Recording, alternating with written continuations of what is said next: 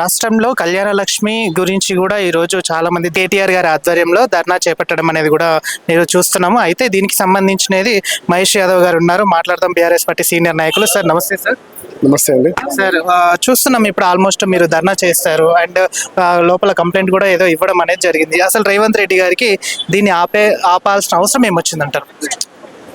జై తెలంగాణ. రేవంత్ రెడ్డి గారు ముందు నుంచి కూడా ప్రజలను ఏ విధంగా మోసం చేయాలనే దాంట్లో ఆలోచనలో నంబర్ 1.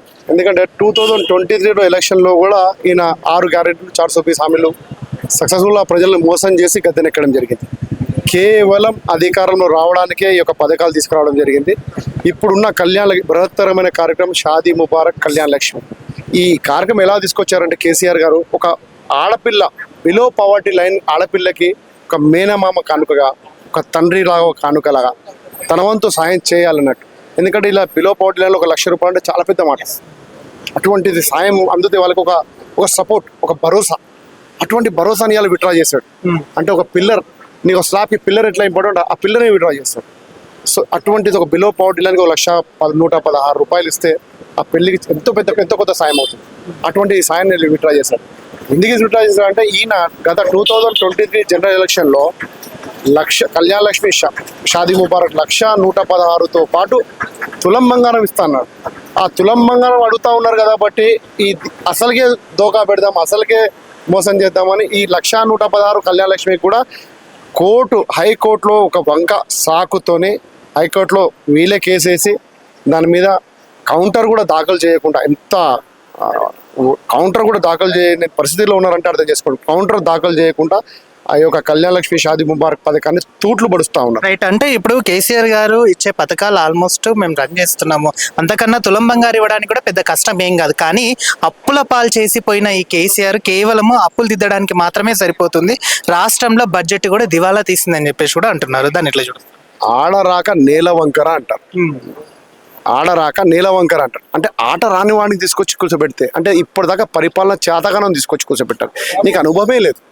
ఒక మంత్రి పదవి కూడా చేయలేదు. అటువంటిది తీసుకొచ్చి నక్కను తీసుకొచ్చి సింహాసనం మీద కూర్చోబెడితే పుల్ అవ్వదు, సింహం అవ్వదు.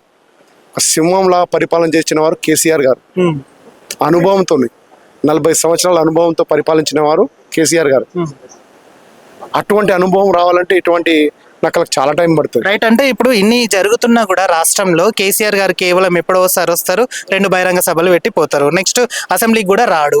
ఏది ఉన్నా సరే మీ సూచనలు ఇవ్వండి, మీది ఏదన్నా ఉంటే మీ ఏమనుకుంటున్నారో సూచనలు ఇవ్వండి అని చెప్పేసి కూడా ఇప్పటికీ చాలా సార్లు రేవంత్ రెడ్డి గారు సవాల్ విసిరారు. మరి ఈ కళ్యాణ లక్ష్మి ఇక్కడితో ఆగిపోతుందా? ఒకవేళ కేసీఆర్ గారు దీన్ని జోక్యం చేసుకుని ఏమైనా భారీ బహిరంగ సభ పెట్టే అవకాశం ఏమైనా ఉందంటారు?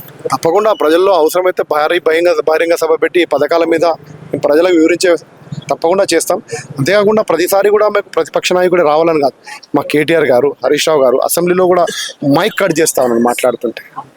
నువ్వు హరీష్ రావు గారికి, కేటీఆర్ గారికి మైక్ ఇవ్వట్లేదు మాట్లాడడానికి. ప్రజా సమస్యలను ఎక్కడ ఎటువంటిది ఏ లోపాలు జరిగినా మేము ఎత్తి చూపుతా ఉన్నాం.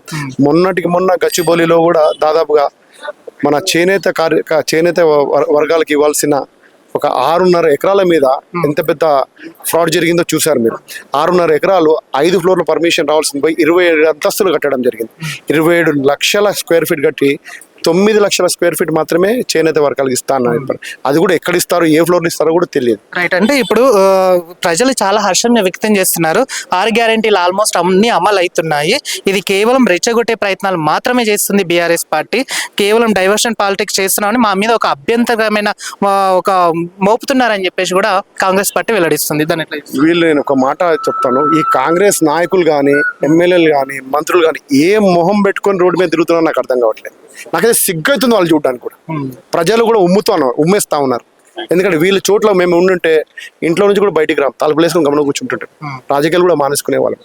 6 గ్యారెంటీలు 420 హామీలు ఎగ్గొట్టి మళ్ళీ మొహం కాలర్ ఎగిరేసి తిరుగుతా ఉన్నారు వీళ్ళు. అంటే ఎంత సిగ్గులేనో ఇక్కడ అర్థమవుతా ఉంది. వాళ్ళు ఎంత సిగ్గులేని పరిపాలన జరుగుతా ఉందో అర్థం చేసుకోవచ్చు. రైట్. అంటే ఈ విషయం గురించి మళ్ళీ బీజేపీ కానీ ఇట్లా మీరు క్వశ్చన్ చేస్తున్నారు. బీజేపీ కూడా దీనికి ఒకనొక టైంలో మద్దతు తెలిపిన సందర్భం ఉంది. అయినా బీజేపీ ఎందుకు మాట్లాడట్లేదు మరి దీని మీద? ఇది బీజేపీ కాంగ్రెస్ ఫెవికాల్ సంబంధం అండి. ఎందుకంటే ఒకప్పుడు మా యొక్క బీఆర్ఎస్ వర్కింగ్ ప్రెసిడెంట్ కేటీఆర్ గారు చెప్పాడు, కాంగ్రెస్ బీజేపీ ఫెవికాల్ బంధం సమయం వచ్చినప్పుడల్లా బయటపడుతుందని చెప్పాడు.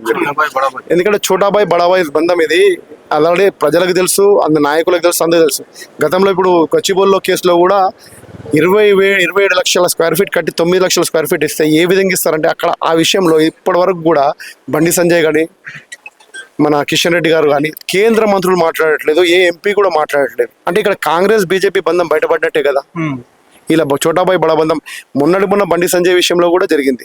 అయితే చివరిగా ఇప్పుడు మీరు ఇది అమలు కావాలని మీరు డిమాండ్ చేస్తున్నారు, కానీ దీని మీద ఒక నివేదిక కూడా రేవంత్ రెడ్డి గారు ఇవ్వలేకపోతున్నారు. ఇది కంటిన్యూగా అవుతుందా, లేకపోతే ఇక్కడతో మీ పోరాటం ఇంకా ఏమన్నా ఫర్దర్గా భవిష్యత్తు ఎలా ఉండబోతుంది? తప్పకుండా ఇక్కడ హైకోర్టు కేవలం కౌంటర్ దాఖలు చేయలేదన్న సాకుతోనే తిని నిలిపివేయడం జరిగింది.